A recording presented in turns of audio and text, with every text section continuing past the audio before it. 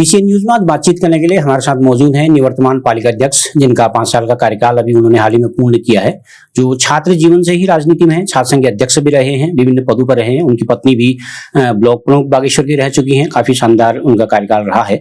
तो हम उनसे आज वो भाजपा प्रत्याशी के तौर पर इस बार चुनाव मैदान में है दोबारा, तो जनता से कैसा रिस्पॉन्स है, किन मुद्दों को लेकर, किन उपलब्धियों को लेकर वो जनता के बीच जा रहे हैं। सुरेश खेतवाल जी, पहले तो आपका स्वागत है हमारे चैनल। धन्यवाद। मैं सीसीएन न्यूज का बहुत बहुत धन्यवाद करता हूं और अपने सभी बागेश्वर नगर के और क्षेत्रवासियों का भी बहुत बहुत धन्यवाद करता हूं और मैं सबको जो है ये उत्तरायणी पर्व की भी बहुत बहुत बधाई देता हूँ। देखिए, ये बताएं कि आप एकमात्र ऐसे प्रत्याशी हैं, हम सबसे तो ये पूछ रहे हैं कि किन मुद्दों को लेकर आप जनता के बीच जा रहे हैं, लेकिन मुझे लगता है कि शायद आप उपलब्धियों को लेकर जनता के बीच जा रहे हैं। तो क्या मुद्दे हैं, क्या उपलब्धियां आपकी हैं? देखिए, मैं सर्वप्रथम मैं इस बार नगर पालिका अध्यक्ष के लिए भारतीय जनता पार्टी का प्रत्याशी हूं। मैं अपने शीर्ष नेतृत्व का बहुत बहुत धन्यवाद करता हूं कि आपने मुझ पर विश्वास किया और मुझे यहाँ पर अधिकृत प्रत्याशी बनाया। देखिए, चुनाव कैंपेन चल रहा है और हम जो है वार्ड वार्ड में जनता के बीच में जा रहे हैं, घर घर जा रहे हैं और हम मुद्दों को लेके नहीं, हम मैंने अपने पिछले कार्यकाल में जो कार्य किए हैं उन कार्यों की उपलब्धियों को लेकर हम जनता के बीच में जा रहे हैं और नया प्रोजेक्ट लेके आप जा रहे हैं नए अगले सीजन में। जी बिल्कुल।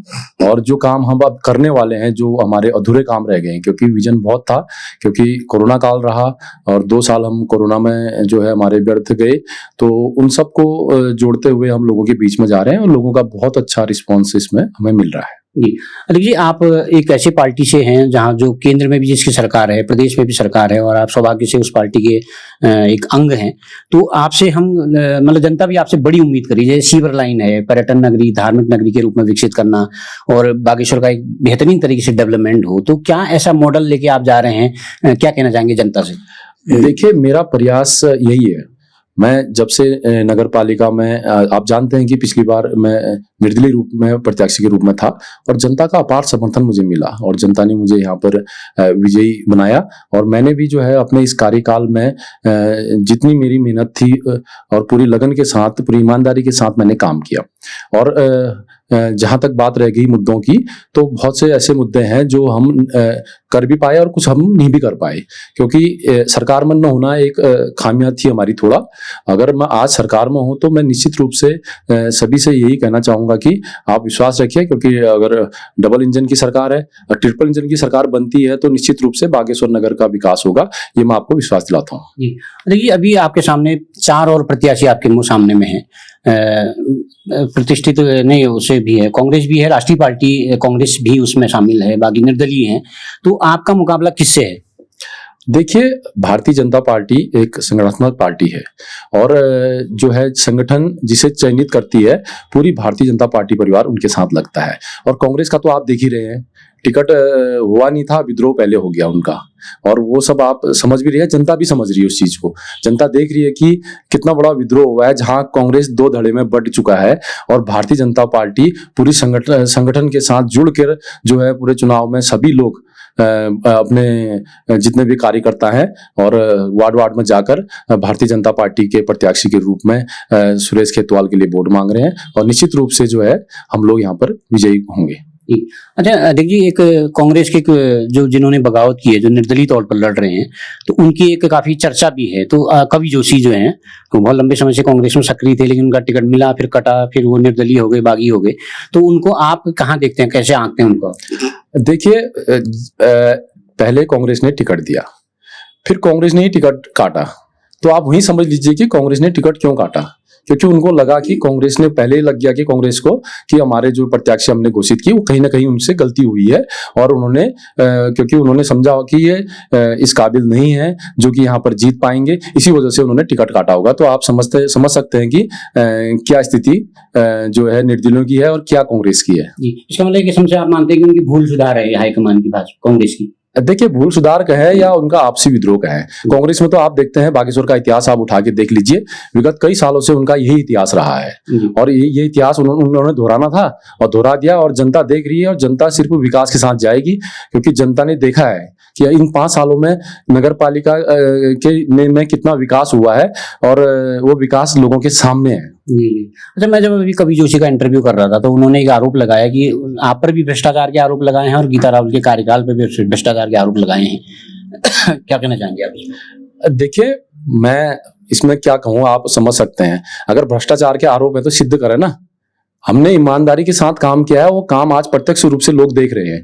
जितना सरकार द्वारा हमको बजट मिला है, उस बजट में हमने कितना काम किया है। बजट तो पहले भी मिलता था नगर पालिका में, और उन नगर पालिकाओं का काम आप देखिए और आज का काम देखिए। आप 11 वार्डों में घूमिए जरा और घूम के देखिए, कुछ काम छूट गए होंगे, हम ये मानते हैं, क्योंकि 3 साल हमको मिले।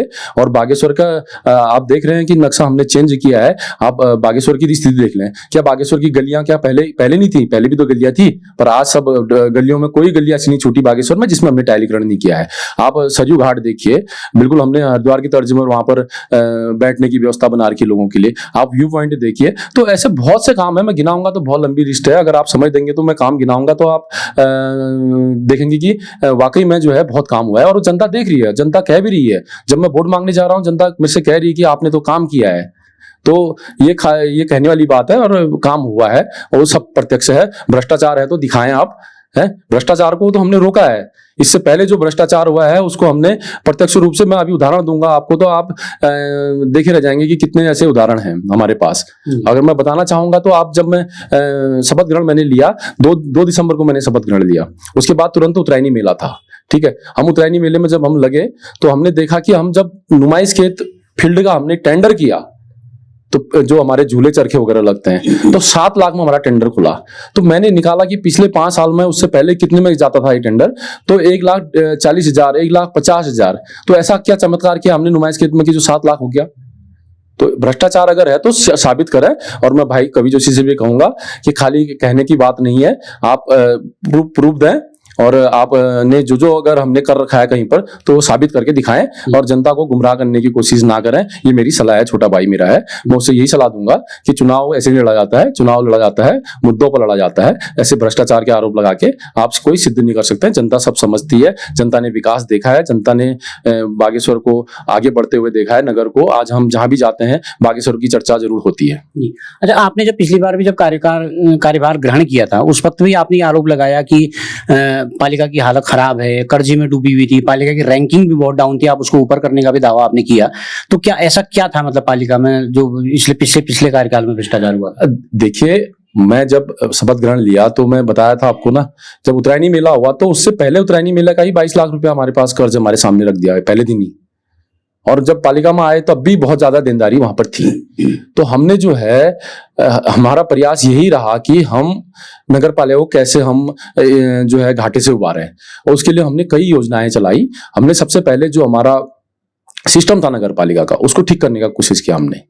हमने जो फालतू खर्चे हो रहे थे उन पर कंट्रोल किया और हमने पारदर्शिता से यहाँ टेंडर प्रक्रियाएं की।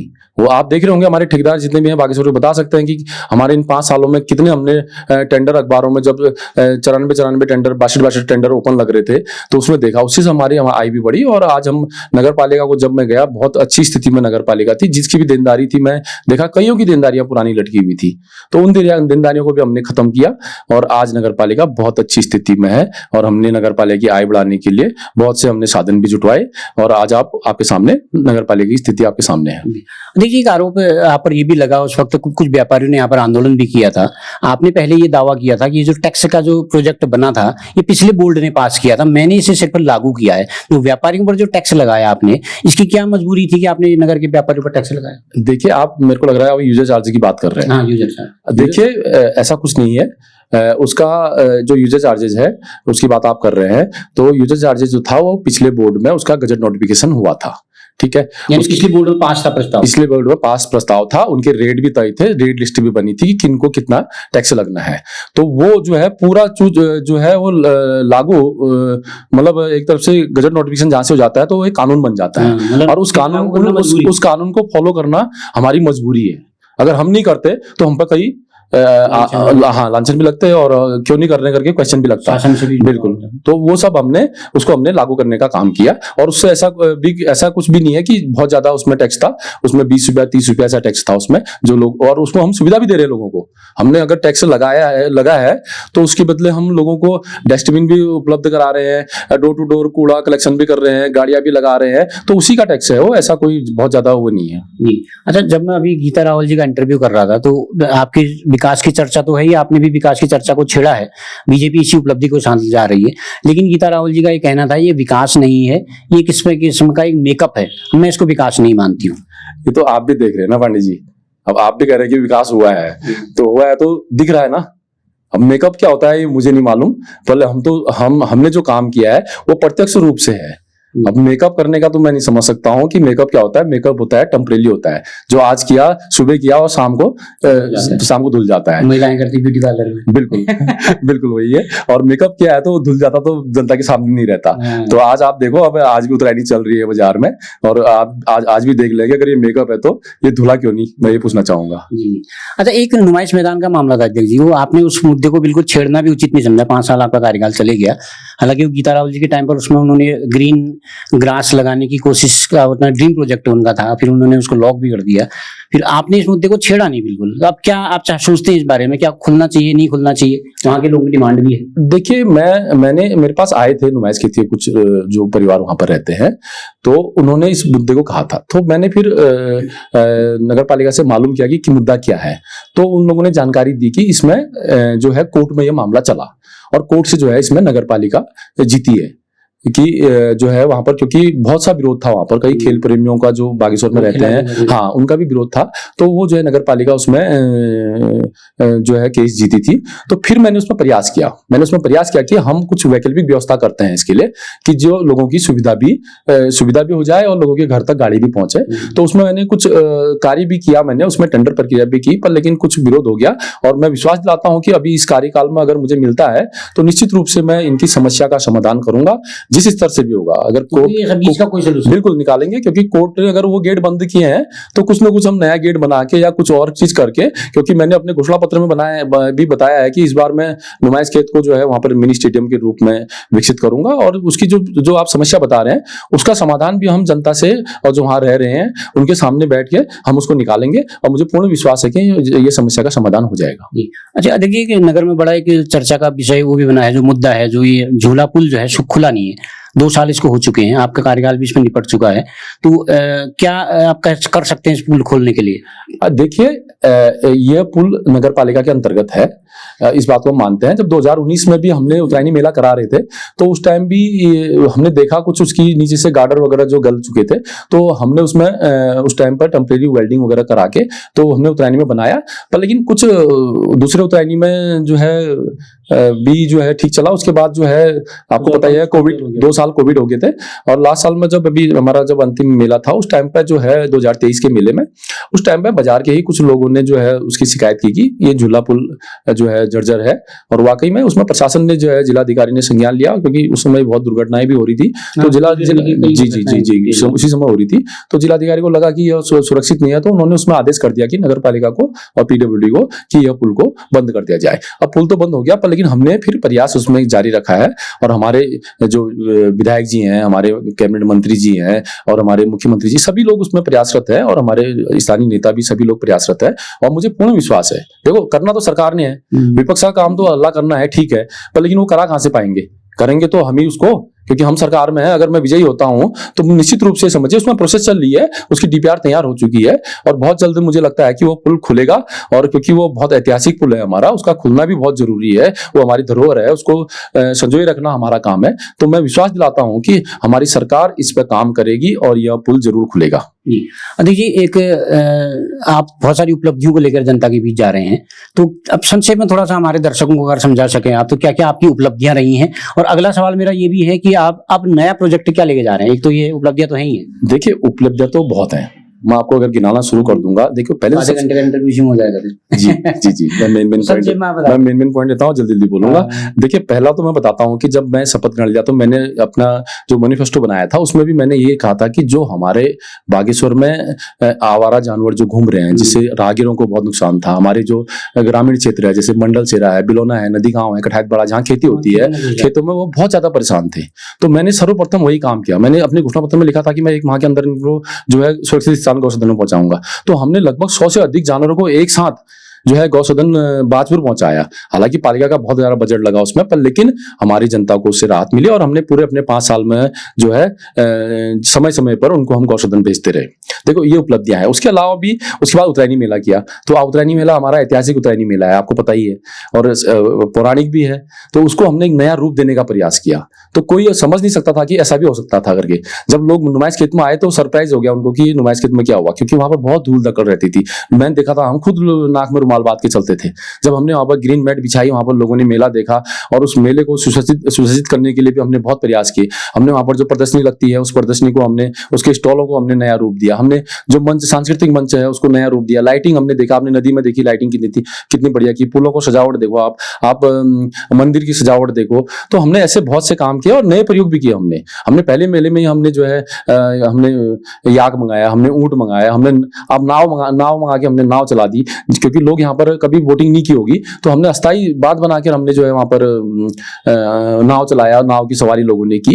और एक बढ़िया ऐतिहासिक मेला, मैं पहले मेले की बात कर रहा हूँ, और इसको हमने बरकरार रखा। फिर दूसरे मेले में भी हमने कुछ नया प्रयोग किया। आपने देखा कि कुछ नई चीजें हम उसमें लाए, पुरानी चीजों को तो हम दोहराते रहे। उसके बाद हम नए में भी हम लोगों ने बहुत सी चीज किया। हमने क्या कहते हैं नाव वगैरह तो हम लाए, वाटर स्पोर्ट्स की भी हमने किया, और हमने हॉट एयर बैलून भी चलाया। और आपने देखा हमने जो हमारे युवाओं को एक नई प्रेरणा देने के लिए हमने दंगल जैसा कार्यक्रम यहाँ पर स्टार्ट कराया। आपने देखा उसमें बहुत ज्यादा उत्साह लोगों का रहा। और उसके बाद हमने लास्ट मेले में तो आपने देखा कि हमने जो बागेश्वर के लोग सोच नहीं सकते थे या जो कभी सवारी नहीं कर सकते थे, हमने हेलीकॉप्टर की सवारी उन लोगों को करा रखी है। यानी जो एकदम निम्न नीचे स्तर का जो तबका था, जो कभी सोच नहीं सकता था कि हम हेलीकॉप्टर में बैठ सकते हैं करके, उन्होंने हेलीकॉप्टर की सवारी कर रखी है यहाँ पर। क्योंकि बहुतों का सपना होता है कि हम हेलीकॉप्टर में बैठें करके। तो वो सब हमने किया और बहुत सी परेशानी भी हमको हुई। तो हमने एक ऐतिहासिक मेला बनाया, इसमें कोई शक नहीं है। लोग आज भी मेले को याद करते हैं, और हमारे जो बहुत से लोग बाहर रहते हैं वो लोग आते हैं और मेले को याद करते हैं। मेरे को कईयों के फोन आते हैं बाहर से कि आपने मेले को इतना सुंदर बनाया। और उसके बाद आप देख रहे हैं कि अब जब 3 मेले मैंने किए, और अभी जब प्रशासक मेला हो रहा है या पिछला मेला हुआ, वो देख रहे हैं आप कैसा फीका मेला हो रहा है। तो मैं पूर्ण विश्वास दिलाता हूँ कि जो भी अब उत्तरायणी मेला होगी, हम उसको और सुंदर और भव्य बनाएंगे, क्योंकि ये हमारा ऐतिहासिक मेला है। इसको हम आगे बढ़ाने का काम करेंगे। देखिए, अब ये तो होगी आपकी उपलब्धि। अब आप अगले 5 साल में अगर आप जीत के आते हैं तो आपका क्या ऐसा ड्रीम प्रोजेक्ट है जो आप बड़े बड़े काम करना चाह रहे हैं? अब तो केंद्र में भी आप हैं, राज्य में भी आप हैं। अगर यहाँ ट्रिपल इंजन लग जाएगा फिर तो मुझे लगता है कि गाड़ी बहुत तेज भागने वाली है। देखिए, उपलब्धियां में अभी हमारी बहुत उपलब्धियां हैं पांडे जी। देखिए, हमने यहाँ पर ई रिक्शा कभी नहीं चलता था, हमने यहाँ पर ई रिक्शा भी चलाया है। उससे जो है आम राहगीरों को बहुत फायदा हो रहा है। ठीक है, चंडीगढ़ में हमने बहुत सुंदर पार्क बना रखा है। आप नुमाइश खेत में हमने बहुत सुंदर व्यू पॉइंट बना रखा है। नीलेश्वर में पार्क बना रखा है। विकास भवन रोड पर हमने पार्क, कलेक्ट्रेट रोड पर पार्क बनाया। एक हमारा हवा महल था सूरज कुंड में जो बहुत जीर्ण शीर्ण हालत में थी, आज हमने उसको बहुत सुंदर बनाया। ठीक है, हमने घाटों का सौंदर्यीकरण किया। हमने सेल्फी पॉइंट बनाए, आई लव बागेश्वर लिखा, सेल्फी पॉइंट बनाए युवाओं के लिए। और मैं बताऊं एक चीज आपको, बागेश्वर में कई ऐसे यूरिनल थे, मूत्रालय थे, उनको हमने बंद करके नए हाईटेक शौचालय बनाए। अब आप देख रहे होंगे कि नुमाइश खेत में पास जो एक मूत्रालय था, वहां पर उसको हमने बंद करके उसी के नीचे हमने जो है बहुत सुंदर हाईटेक शौचालय बनाया। एक आप देख रहे होंगे कि जहां पर चंद्रकांत स्वीट्स है, वहां पर कई सालों से वहां पर था, उसको भी हमने बंद करके मार्कंडे, बिल्कुल परेशान थे, मार्कंडे घाट पर बनाया। एक हमने झूला पुल के पास, जौहरी पुल के पार था, वहां पर भी जो है लोग नाक पर रुमाल बांध के चलते थे, वो हमने यहाँ पर पक्टेश्वर मंदिर के सामने एक उसको बनाया जो महिलाओं और पुरुष दोनों के लिए है। और हमने पिंक शौचालय बनाया महिलाओं के लिए यहाँ पे। तो हमने ऐसे बहुत से काम किए। देखिए, और हमने करीब 400 से अधिक हमने प्रधानमंत्री आवास यहाँ पर आवंटित किए। तो विकास कार्य तो हमारे बहुत है। हमने नदी किनारे चेंजिंग रूम बनाए। नया थोड़ा सा दर्शकों को बता दो कि हम नया क्या करने वाले हैं। मेरा कल ही मैंने अपना जो है संकल्प पत्र जारी किया है, और उस संकल्प पत्र में आप देखेंगे 51 पॉइंट मैंने लिए हैं। उसमें उन 51 पॉइंटों को जो है मैं अगर गिनूंगा तो वो तो बहुत ज्यादा है। देखो, एक तो इसमें जो मेन चीज बताऊंगा आप, जो आपको जो नगरीय क्षेत्र में हमारे किन्नर समाज के लोग हैं, उनके द्वारा जो बधाई के लिए जो राशि ली जाती है, उसको हम नगर पालिका कि उनके नगर पालिका प्रशासन और उनसे बैठ के वार्ता करके इसको हम निर्धारित करेंगे, एक सही धनराशि उसमें रखेंगे जिससे कि लोगों को परेशानी न हो। और उसके साथ साथ देखो मंडल सेरा की बहुत सी समस्याएं हैं।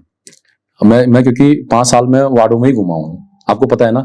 और जो मेरे प्रतिनिधि हैं इन्होंने तो छोटी नगर पालिका में ही अध्यक्ष रहे जब छोटा सा नगर पालिका क्षेत्र था, और बस इतना ही था। और जो दूसरे भाई हैं उन्होंने कभी, मेरे ख्याल से वो कभी घूमे भी नहीं होंगे, उन्होंने तो व्यापार संघ के अलावा कुछ देखा भी नहीं होगा बाजार में।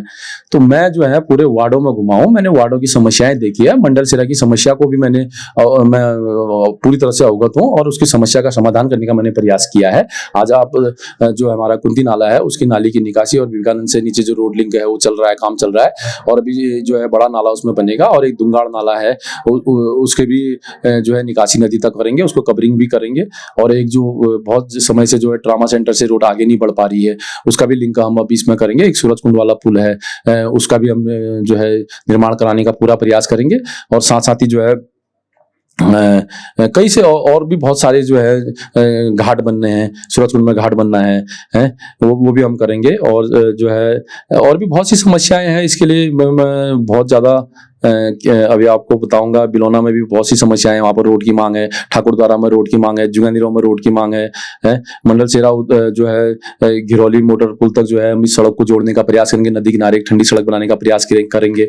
और जो है कूड़े के लिए जो है हम अन्य जो है हमारे पर्यावरण मित्र लगाएंगे। और हम ये कूड़े का निस्तारण की समस्या समाधान नहीं कर पाए आप अपने कार्यकाल में? जी हमने समस्या का समाधान किया है, वो जनता के बीच में नहीं है क्योंकि दिखता नहीं है। वो बहुत समय से आपने सही क्वेश्चन किया, बहुत समय से जो है हटाने की मांग। हाँ बिल्कुल, बहुत समय से ये कूड़े के निस्तारण के लिए यहाँ पर कोई जगह नहीं थी, जो है पुलिस लाइन के पास डाल रहे थे, वहाँ के लोग भी हमेशा विरोध करते थे। पर लेकिन मैं बताना चाहूंगा कि विगत जो है हमारे पूर्व में जो है विनीत कुमार जी डीएम थे जब, उस समय हमने समस्या का समाधान कर लिया है। अब लोगों तक वो नहीं पहुंचा है, पर लेकिन हमें उसमें 40 नाली भूमि नगर पालिका को आवंटित हो चुकी है और उस पर हमारा काम भी चल रहा है, उसमें हमको पैसा भी मिल चुका है। उसमें मैं बताना चाहूंगा आपका, जो हमारा ठोस अवशिष्ट प्रबंधन के लिए है, उसके लिए जो हमारी स्वीकृत धनराशि है वो 303 करोड़ से ऊपर की है, जिसकी डीपीआर जो है टेंडर प्रकाशित होना है सिर्फ, उसकी पर्यावरण से भी हमको अनुमति मिल चुकी है। मैं अपने कार्यकाल में लास्ट में छोड़ के गया था और वो प्रक्रिया वहीं पर है अभी तक, क्योंकि उसमें टेंडर हो जाना चाहिए था अभी तक। और मुझे ताजुब है कि ये एक साल मुझे हो गया, करीब 1 साल से ज्यादा हो गया, उसकी टेंडर प्रक्रिया क्यों नहीं हो पाई है। तो मैं ये आश्वस्त करना चाहूंगा कि नगर पालिका कूड़ा निस्तारण का जो है जमीन भूमि हमें मिल चुकी है और उसका पैसा हमारे पास 1 करोड़ 39 लाख रुपए नगर पालिका में पड़ा है और सिर्फ टेंडर उसमें लगना है। और मैं समझता हूं कि अगर मैं विजयी रहता हूं तो बहुत जल्द उसका समाधान हो जाएगा। ठीक है, उसके अलावा भी देखो हमने और भी मैं क्या बताऊंगा आपको, अभी जो हम ई रिक्शा चला रहे हैं इसके लिए मैं एक नई योजना लाया हूँ। इस बार हम महिलाओं को भी इसमें जो है ट्रेनिंग देके नगर पालिका के माध्यम से, अगर कोई रिक्शा चलाने चाहेंगे, रोजगार करना चाहेंगे, आत्मनिर्भर बनना चाहेंगे तो हम उसका भी प्रयास करेंगे। उसके अलावा और भी बहुत से काम है, जो है गोमती घाट, सरयू घाट है, गोमती घाट है। और नगर क्षेत्र में जो है एक और समस्या है यहाँ पर, हमने पिछली बार ई रिक्शा चलाया था, इस बार एक समस्या और है कि बहुत से लोगों को जो है दिक्कत आती है, जैसे किसी को कलेक्टेड जाना है या जजी जाना है या फॉरेस्ट जाना है या कहीं और जाना है जहाँ ई रिक्शा नहीं जाता है, तो हम उनके लिए मिनी सिटी बस चलाएंगे जो नगर पालिका उसका संचालन करेगी, जिससे लोगों को जाने में बहुत सुविधा मिलेगी। वो नगर के अंदर घूमते रहेगी, लोगों को उसमें जाने में ये सुविधा मिलेगी उसमें जो। और जो नदी किनारे गोमती नदी किनारे जो सड़क बन रही है, उस सड़क को हम आगे ले जाने का काम करेंगे, उस सड़क का निर्माण कराएंगे, उसको आगे ले जाने का काम करेंगे। और भी बहुत सी समस्याएं हैं, जो एक समस्या यहाँ पर और है, मैं बताना चाहूंगा आपको। बहुत लंबे समय से जो है विद्युत सौदागर का डिमांड यहाँ पर है, तो उसको भी हम बनाने का ये काम यहाँ पर करेंगे। विद्युत सौदागर बनेगा ताकि संगम में जो पोल्यूशन होता है, बिल्कुल बिल्कुल। और जो संगम में जो हमारा पारंपरिक तरीके से सौदागर हो रहा है, वो भी बहुत अच्छा यहाँ पर सिस्टम नहीं बना है, उसके लिए भी हम प्रयास करेंगे। कुछ नई तकनीक से उसमें जो है जो पारंपरिक सौदागर बनाते हैं, जो सौदा करते हैं, वो उसके लिए भी हम करेंगे। और एक मैं अपने बताऊंगा कि एक पिछले कार्यकाल में मैं लास्ट में मैंने एक प्रस्ताव भी पारित किया था कि मैं एक 100 वाहन, क्योंकि बहुत सी बात ऐसा होता है कि कभी कभी हॉस्पिटल में कोई गुजर जाते हैं या घर में गुजर जाते हैं, उनके पास बारिश नहीं होता, उनके पास व्यवस्था भी नहीं होती है, कभी कभी घाट ले जाने के लिए नहीं होता है या कि दूर होता है, तो उनके लिए हम एक 100 वाहन का प्रस्ताव भी पास करके गया था। पर लेकिन अभी तक प्रशासक काल में जो है वो 100 वाहन नहीं खरीदा गया है, तो एक 100 वाहन भी जो है हम खरीदेंगे। और साथ ही जो हमारा विकास भवन वाली सड़क है, क्योंकि नुमाइश खेत के पास बड़ी दिक्कत है पार्किंग की। जो हमारा विकास भवन वाली सड़क है वहां पर हम एक पार्किंग और घाट निर्माण की भी करेंगे, उधर का सौंदर्यीकरण करेंगे। और मैं आपको बताऊंगा, एक आपने अभी पहले भी जिक्र किया था, एक सीवर लाइन का जिक्र किया था आपने, तो मैं आपको बताना चाहूंगा सीवर लाइन यहाँ पर स्वीकृत है। और हम अपने माननीय जो हमारे पूर्व कैबिनेट मंत्री थे चंदन राम दास जी, उनके कार्यकाल में वो स्वीकृत है। उसकी जो है डीपीआर भी बन चुकी है, उसकी प्लानिंग डिजाइन सब बन चुका है। मैं अपने माननीय विधायक श्रीमती पार्थिव दास जी के साथ मिलकर उस काम को आगे बढ़ाने का मैं पूरा प्रयास करूंगा। और उसके साथ साथ ही जो है संकल्प पत्र तो आपने पहुंचा ही दिया, जी हाँ, लोगों तक पहुंचा दिया है। मैंने बताया इसमें बहुत से ऐसे काम हैं, इतने काम हैं कि मैं अब कह नहीं सकता हूं इसमें। आप देख लेंगे। अब हेली सेवा की भी मैं यहाँ पर प्रयास करूंगा क्योंकि बहुत से शहरों से हेली सेवा चल गई है और बागेश्वर जो है बहुत दूरस्थ है। यहाँ से जो है देहरादून हल्द्वानी के लिए हेली सेवा की भी सुविधा मिले। और मेरा प्रयास रहेगा इन 5 सालों में कि मैं नगर पालिका को और सुशोभित बनाऊं और सुंदर बनाऊं। ये शहर हमारा है और हम प्रयास करेंगे कि नगर पालिका आर्थिक रूप से भी मजबूत हो और लोगों को सुविधा भी दे। और इसके लिए प्रयास रहेगा कि मैं नगर पालिका को प्रथम श्रेणी नगर पालिका घोषित कराने का मैं प्रयास करूंगा, क्योंकि मैं पिछली बार भी मैंने प्रयास किया। मैंने इसमें पत्राचार भी किया अपने सरकार को और मुख्यमंत्री को, क्योंकि हमारी इनकम उस समय पहले बहुत कम थी। इनकम यहाँ पर 40 लाख के आसपास, 40-50 लाख थी, पर लेकिन हमने जो नगर पालिका की आई थी उसको 1 करोड़ से ऊपर पहुंचा दिया था। और उसमें मानक भी है और 1 करोड़ में हमने जो मानक था तो हमने कर दिया था। तो वैसे हो जाना चाहिए था, ये प्रथम श्रेणी घोषित जानी चाहिए थी, पर लेकिन उसको हम और आगे बढ़ाने का प्रयास करेंगे। देखिए, एक फाइनल सवाल, ये तो पत्रक आपने सब घर घर में पहुंचा ही दिया होगा और मैं भी जनता से अपील करूंगा कि इनके पत्रक को संभाल के रखिएगा और इनसे टू द पॉइंट हमेशा होते रहे, तो इनसे इनका जवाब जरूर लीजिएगा। एक आखिरी सवाल सर आपसे, राजनीति में आप लंबे समय से हैं, छात्र जीवन से राजनीति में विचारधारा बड़ी मायने रखती है। पहले आप कांग्रेस पृष्ठभूमि से थे, फिर आप निर्दलीय हो गए थे, फिर अभी आप वर्तमान में भाजपा में हैं, तो आपके भाजपा में जाने की कई तरह की चर्चाएं रहती हैं, तो हकीकत क्या है, आप क्यों भाजपा में गए, थोड़ा सा आप हमारे दर्शकों को बता सकें। देखिए, मैं छात्र जीवन से, आप जानते हैं, मैं छात्र संघ अध्यक्ष भी रहा। फिर उसके बाद जो है एक मौका मुझे मिला, मुझे कठायतबड़ा से हमने यहाँ पर क्षेत्र पंचायत का चुनाव लड़ा। जी बिल्कुल, और हम यहाँ पर रिकॉर्ड मतों से भी जीते थे और ब्लॉक प्रमुख बने। और अपने ब्लॉक प्रमुख के कार्यकाल में मेरी धर्मपत्नी जब ब्लॉक प्रमुख थी, श्रीमती रेखा खेतवाल जी, तो एक इतिहास भी रचा हमने, क्योंकि इस ब्लॉक में कभी भी जो है इतने, मतलब करीब 70-75 साल पुरानी ये ब्लॉक है, बागेश्वर ब्लॉक है। तो जो है ब्लॉक में जो है सर्वश्रेष्ठ ब्लॉक का जो पुरस्कार था वो हमें मिला था। उसमें हमें 25 लाख की धनराशि भी मिली थी। तो वो एक उपलब्धि हमारी ब्लॉक की थी और उसी उपलब्धि को हम, क्योंकि फिर हम नगर में शामिल हो गए थे, तो वही उपलब्धि जो हमारे 11 ग्राम सभा जो नगर पालिका में शामिल हुए, उसी का बेनिफिट मुझे अपने चुनाव में भी मिला था। तो आप समझते हैं। तो आप कह रहे हैं कि क्या मजबूरी रही है भाजपा में चले गए? देखिए, आपको पता है पिछली बार जब चुनाव हुआ था तो मैं भी दावेदार था। मैंने कांग्रेस से मैंने भी दावेदारी की थी, आपको पता है। पर लेकिन कांग्रेस ने जो है अपने प्रत्याशी कोई दूसरे प्रत्याशी को टिकट दे दिया था। तो मेरे समर्थक उस समय सभी लोग समझ रहे थे कि जो है सुरेश खेतवाल जीत सकता है। तो सबने जो है मेरे को चुनाव लड़ाया और वाकई में उस समय आपने देखा कि कई सीनियर कांग्रेसियों ने अपना कांग्रेस छोड़कर मेरे साथ आए और जनता का आशीर्वाद मिला और मैं जीता। और मैं 5 साल निर्दलीय भी रहा और बहुत से लोगों ने कहा कि 5 साल निर्दलीय, मैं चाहता तो मैं पहले भी शामिल हो सकता था, क्योंकि जब मैं जीता तो मुझे बहुत से, जो उसमें सरकार भाजपा की थी, भाजपा के कई लोगों ने मेरे से कहा, बहुत से सीनियर लोगों ने कहा, मंत्रियों ने कहा कि आप भाजपा ज्वाइन कीजिए। पर लेकिन मैं निर्दलीय रहा और लास्ट आपको एक, जब मेरा 2-3 महीने का कार्यकाल बचा था, तो आपको पता है कि बागेश्वर में जो एक दुखद घटना हुई, हमारे जो बहुत ही लोकप्रिय कैबिनेट मंत्री हमारे चंदन राम दास जी गुजर गए थे, तो उपचुनाव आया। तो उपचुनाव में जो है भाजपा सरकार को लगा कि सुरेश खेतवाल ने बागेश्वर में विकास कार्य किए हैं, अच्छे काम किए हैं, लोगों के बीच में एक अच्छी छवि है। तो उन्होंने जो है मुझे ऑफर किया और मुझे भी लगा कि भारतीय जनता पार्टी को मुझे ज्वाइन करना चाहिए, क्योंकि भारतीय जनता पार्टी देश में अच्छा काम कर रही है, प्रदेश में अच्छा काम कर रही है, पूरे विश्व में भारतीय जनता पार्टी का नाम है। और मुझे भी लगा कि जो है भारतीय जनता पार्टी के अगर मैं शामिल हो जाऊं तो मैं मेरे और भी कार्य भी मैं करा सकूंगा। तो मैंने यही प्रयास किया और उसका नतीजा आप देख रहे हैं कि भारतीय जनता पार्टी ने मुझे यहाँ पर अधिकृत प्रत्याशी भी बनाया है। सबसे बड़ी बात है, मैं तहे दिल से इनका धन्यवाद भी करूंगा और मैं विश्वास भी दिलाता हूं कि उनके विश्वास पर खरा उतरने की मैं पूरा कोशिश करूंगा। जी देखिए, एक सवाल ये भी हो रहा है कि इससे पहले ये सीट को जो है SC वर्ग के लिए आरक्षित किया गया था। चर्चा ये हो रही है कि कुछ प्रत्याशी आपस में जाके ऊपर मिलके आए और उन्होंने इसको जनरल करा दिया। तो क्या आपको कुछ इसकी सच्चाई पता है या कैसे, क्यों SC हुई, क्यों जनरल हो गई फिर? नहीं, इसकी ज्यादा सच्चाई तो मुझे पता नहीं है, पर लेकिन एक बागेश्वर नहीं हुई है। मेरे ख्याल से लगभग 27 बागेश्वर जिले की तो तीनों कर दी। हाँ, मेरे को लग रहा है पूरे प्रदेश में करीब 27-28 सीटें जो है चेंज हुई हैं। अब ये क्या समीकरण था ये हम नहीं जानते हैं, क्योंकि एक ही अगर बागेश्वर हुई होती तब तो आप कहते हैं कि हाँ बागेश्वर ने किया है, ठीक है। और मैंने देखा भी तीनों कर दी उन्होंने, कपकोट भी पहले। अब क्या उनकी क्या रणनीति है इसको हम नहीं समझ सकते हैं, पर लेकिन बागेश्वर को मत दीजिए, आप पूरा प्रदेश देखिए तो बहुत सी सीटें चेंज हुई है, मेयर की सीटें चेंज हुई हैं। ये तो नगर पालिका है, नगर पंचायत है, बड़ी सीटें जो चेंज हुई है, तो वो कोई बहुत बड़ी बात नहीं है। ये तो अब कौन सा समीकरण उन्होंने देखा, इसलिए इसमें ज्यादा कुछ मैं बोल नहीं पाऊंगा, इतना उचित नहीं है। फाइनली आप मतदाताओं से, बागेश्वर की जनता से क्या अपील आप करना चाहेंगे?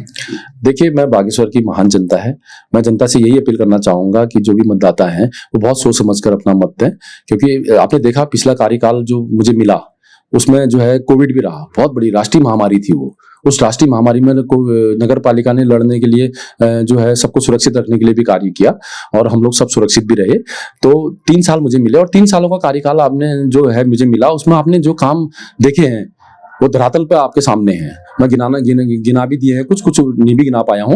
तो मैं अब यही अपील करूंगा कि आप लोग बहुत सोच समझ कर अपना मत का प्रयोग करें, अपने बागेश्वर का विकास देखें कि नगर को कौन आगे बढ़ा सकता है। और क्योंकि भारतीय जनता पार्टी का प्रत्याशी हूं, सरकार हमारी है, तो निश्चित रूप से जो है हम जो मैंने संकल्प पत्र जारी किया है इन पर मैं काम करने का काम करूंगा और उसके लिए मुझे आपकी ताकत चाहिए और आपका वोट चाहिए, क्योंकि आपके वोट की ताकत से ही मैं इन संकल्पों को पूरा करूंगा और बागेश्वर के विकास में मैं आगे बढ़ूंगा। और यही मेरी अपील है कि आप सब लोग 23 जनवरी को अपने अपने बूथों पर जाएं और भारतीय जनता पार्टी के प्रत्याशी के रूप में जो है 2 नंबर पर मेरा कमल चुनाव निशान जो है उस पर मोहर लगाकर मुझे भारी मतों से विजयी बनाएं। आप सबका बहुत बहुत धन्यवाद जी। तो धन्यवाद सर, आपने व्यस्त समय निकाला बातचीत के लिए, बहुत बहुत धन्यवाद। धन्यवाद आपका पांडे जी, बहुत बहुत। तो आप थे हमारे साथ भाजपा के प्रत्याशी, नगर पालिका अध्यक्ष पद के प्रत्याशी सुरेश खेतवाल जी, जिन्होंने बहुत सारी उपलब्धियां भी गिनाई और अपना एक विजन भी रखा कि अगर वो जीत के आते हैं, जनता का आशीर्वाद उन्हें मिलता है, तो बागेश्वर के विकास के लिए वो क्या क्या करेंगे। उन्होंने अपना एक पत्रक भी जारी किया है, तो वो पत्रक को भी देख के आप समझ जाएंगे उनका किस तरह का विजन है। और उनका कहना है कि डबल इंजन तो है ही है, ट्रिपल इंजन लग जाएगा तो गाड़ी, विकास की गाड़ी जो है और बहुत तेजी से दौड़ने वाली है। CCN न्यूज के लिए मैं सुरेश पांडे।